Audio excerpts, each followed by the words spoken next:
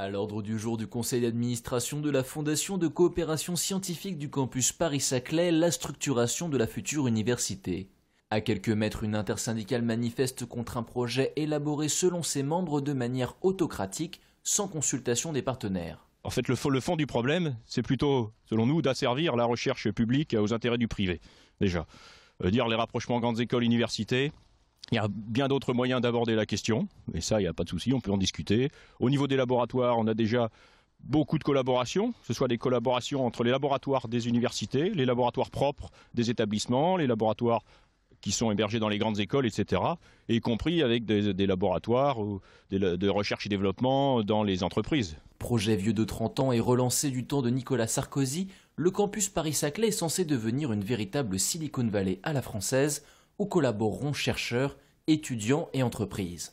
Pour l'intersyndicale, le projet tel qu'il est construit signifie surtout plus de précarité pour les employés de la future université Paris-Saclay, embauchés au coup par coup sur les projets de recherche, alors que les syndicats militent pour des postes statutaires.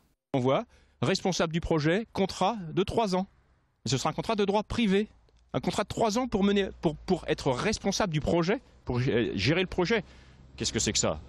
Non. Dans un premier temps, l'intersyndicale réclame un moratoire sur le projet. Dans un second temps, certains de ses membres se disent prêts à négocier avec leur ministère pour mettre en place un projet de campus en adéquation avec les attentes des différents acteurs de la recherche.